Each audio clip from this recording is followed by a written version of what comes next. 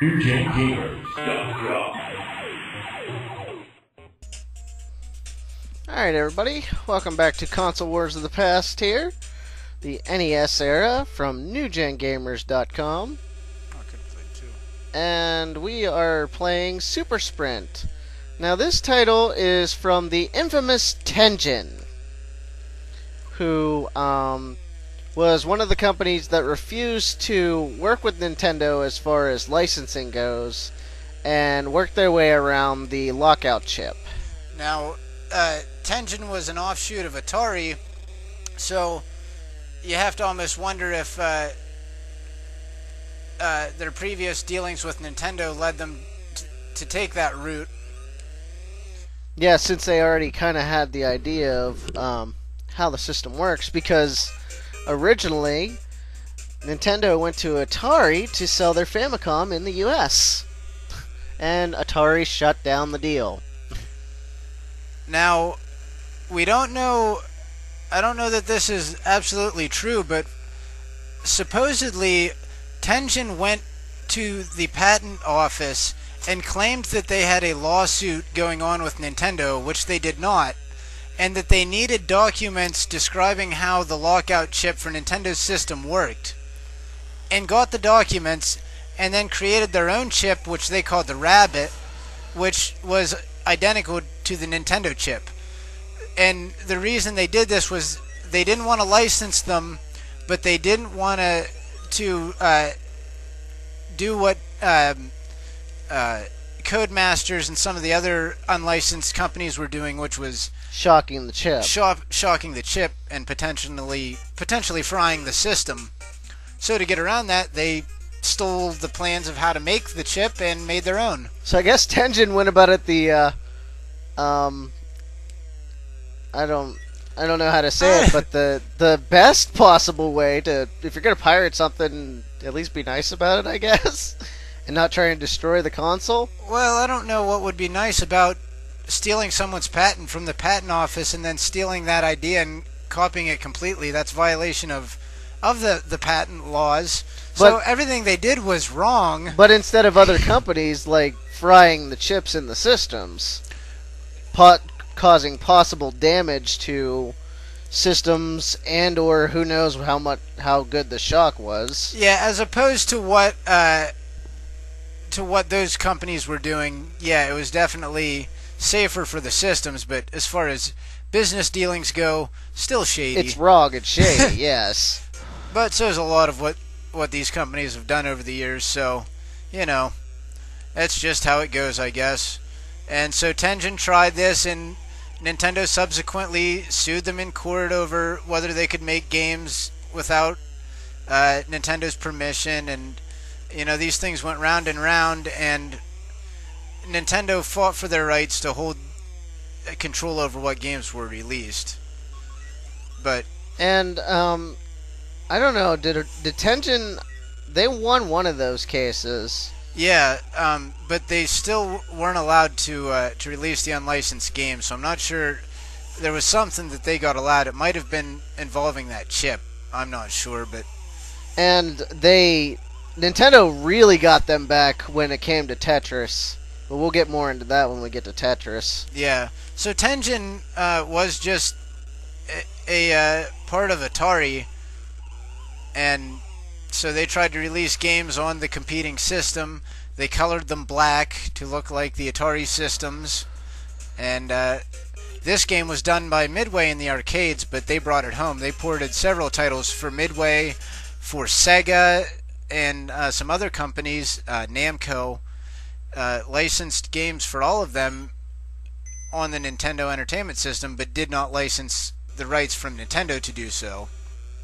So Now here's an interesting point, was when Tengen was doing this, they had a competing system on the market. Or Atari did. yeah, They had the 7800 out there. And it was still, you know, in competitive market share, and so was the 2600, which was being released as a budget console at the time. so that shows you Nintendo's dominance, that Atari saw it and the other companies saw it as more feasible to work with Atari to publish their games on the Nintendo rather than on, say, the 7800. They didn't get this on the 7800. They didn't get Gauntlet. They didn't get Rolling Thunder.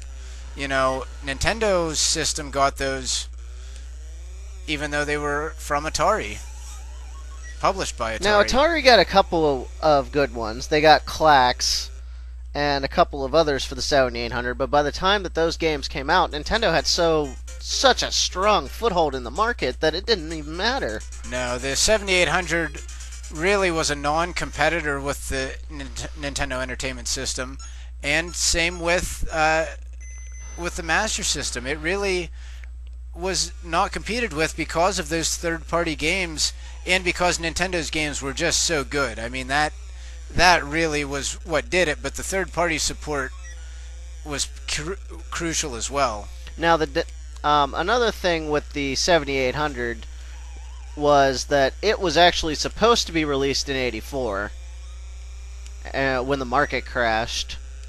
So it actually sat on the shelves for 2 years. Yeah, Atari crashed the market, and wouldn't you know it, after crashing the market, they decide, I don't know, maybe people don't want to have video game systems anymore. They don't seem to be buying them. After you crash the industry, you know, it makes sense that, I guess, that maybe people don't want your shit. So they decided to go in a different direction and focus more on their computers, which is what a lot of the other American game companies were doing then. They all kind of abandoned it, and Nintendo came in from out of nowhere and swooped it all up. So let's talk about more of their dominance.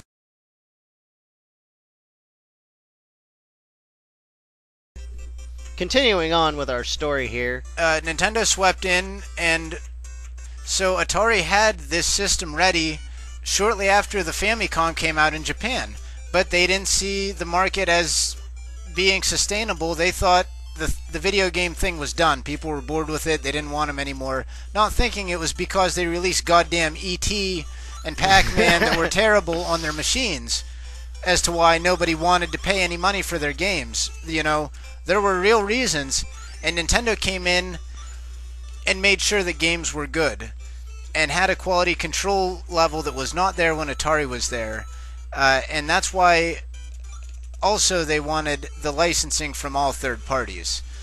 So they could make sure the quality of the game is what was up to their standards. And what was up to their standards meant that the game would not crash. The game didn't have bugs. You wouldn't be playing and all of a sudden bust through a wall and your character goes out into space, never to return.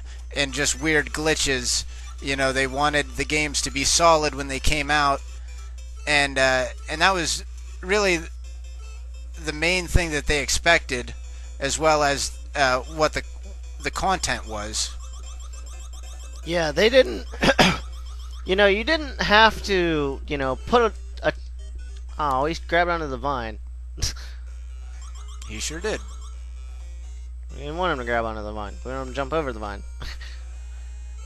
We are taking a look now at Super Mario Bros. 2. This is the US release of Super Mario Bros. 2 for the NES. Son of a... Yeah, so let's go into the chronology here. Okay, we had Donkey Kong, who introduced the character Jumpman. Then we had Mario Brothers for the arcade, which introduced Mario as well as his brother Luigi. Then we had Super Mario Brothers. All of these games were released worldwide.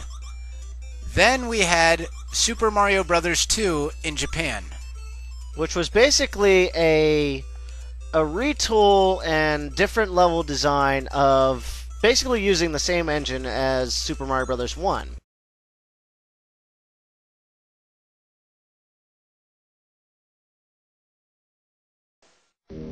Super Mario is back.